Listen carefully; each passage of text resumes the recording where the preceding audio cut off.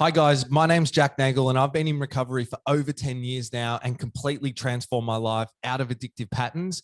And with Real Drug Talk and our treatment company called Connection-Based Living, I've helped hundreds of other people completely change their life as well. Like Haley, who's over 6 years in recovery. You can check her story out on our YouTube channel. And James, who's over 2 years in recovery now, you can also check his story out on our YouTube channel. Because of the mad times that we live in, we have put together a book. It's called The 11 Definitive Steps to Transform Your Life Out of Addictive Patterns Without Having to Go to Rehab. You can find it by scrolling down in the description that I'm pointing at here. If you just scroll down and click that link, it'll take you to the special offer on the book. It's super cheap.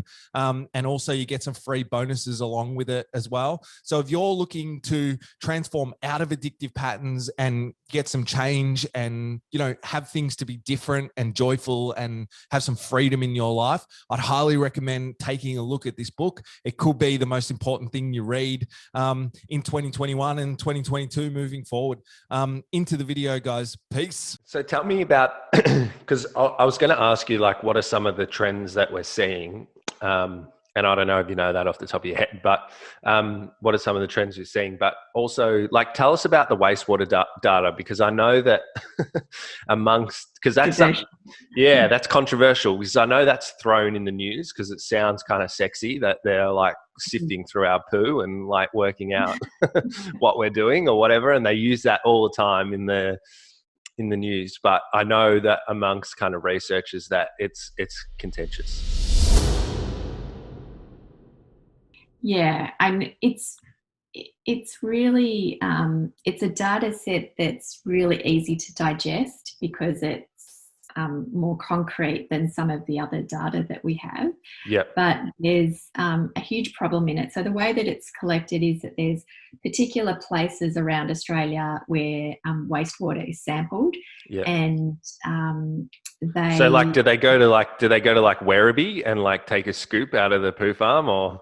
Something like that, yeah. Out of the sewage, the sewage wastewater, and when it's in the same spots each time. There's multiple spots around Australia. Yeah. No one except the researchers and the government knows where the spots are. Oh, so they don't.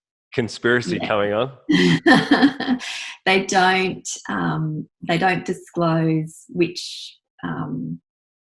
which testing sites are where, right. or how much, what the drug rates were in different testing sites. And so the more testing sites we have, the better the data will be. Yeah. So the problem with it is that it tests for metabolites of a range of drugs, which means that the drugs have been digested in order to be detected. So if you just chucked your pills down the toilet, it wouldn't detect those. It would only detect once it's been metabolized in your body, the outcomes of that. So one of the problems with it is that it can only tell us the volume of drugs that have been used and not the prevalence of drugs. Right. So it'll tell us that a certain number of kilos of drugs have been used in this particular area.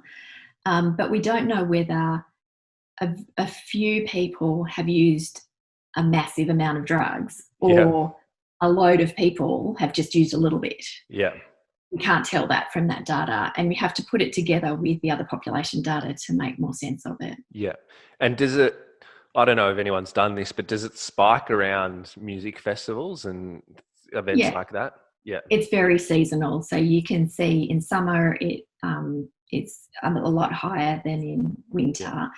And it is affected by things like people congregating to, a lot of the festivals are in regional areas. And so when people come into the regional area to go to the festival and they're there for 3 or 4 days, that might affect the amount of drugs in the wastewater, for example. But it doesn't, those people aren't there all the time. They might come from all over Australia. So it doesn't indicate that particular area is necessarily a hotspot. Just a quick interruption to let you guys know that we've created a complete new book called The 11 Definitive Steps to get recovery without going to rehab. And for a short time only, we've got a super special deal on it where you can get the book for a heavily discounted price, plus some free bonuses, the book audio recorded, and a free self-care planner that I've used to help me start my day and finish my day in a really nice and freeing fashion. So if that's of interest to you and you're looking for some answers on how to get some transformation out of addiction without having to lock yourself away in rehab for ages, maybe you might want to check out the book. Search for it in the description below. Back to the video. Peace. Okay, so that makes sense. So really what is needed with the wastewater is that there needs to kind of be more transparency around the testing sites and where they're located so that there can be a greater number of people not disputing, but analyzing the data and just making sure that it's right. Is that kind of what people would want? That would be one way to deal with it. I think the other way is to make sure that the researchers are taking account of the environment that the data is collected from. Yeah. So if there is a festival, then you need to take account of that. And I think that the dissemination of that data has been problematic. So it's talked about as if it's a prevalence measure. And so we can tell that in a particular area, there's heaps and heaps of people using, but we actually don't know that. And it's talked about as if it's a perfect measure. And it's just as imperfect as the population data and the treatment data. It's also got holes in it. It's not a perfect data collection system, and it's not a perfect analysis system either. Yeah, interesting. So tell me, what are the trends coming at that we've seen? So you said that the new household data is coming out in hopefully a couple of weeks or months or whenever it was, but so what were the trends that we're seeing before that with drug use? So we have seen some interesting things, quite a big reduction in young people's drinking. So that's teenagers and young adults. Significantly over the last 10 years, it's been continually declining. So fewer people drinking, and also the people who are drinking less. Yeah. Which is interesting. And the people who are drinking more are kind of middle-aged women, particularly my cohort. Yeah. So there's been a bit of a switch in who's drinking and how much they're drinking. Yeah. There's been a flattening and a decrease in lots of illicit drugs as well, particularly among young people. They're despite what the media says, they're becoming less interested in taking illicit drugs. Why is that? With the drinking and the young people using drugs? Yeah. Is there any ideas into why that actually is? Because to me, the campaigns seem to be very punitive and things like that still. Yeah, sure. Yeah, I agree. The mass media campaigns are not that helpful and don't align with best practice generally. There's no one knows for sure, but there's a couple of theories, I guess, that there's potentially there's a bit of modelling for this generation because their parents are a little bit older than my generation. So my mum was in her early 20s when she had me, but I was in my 30s when I had my child. Yep. And in my 20s, I was still partying, but in my 30s, I'd kind of settled down by then. Yep. And so there's probably a bit less modelling of lots of drinking and drug taking. That's interesting. Yep.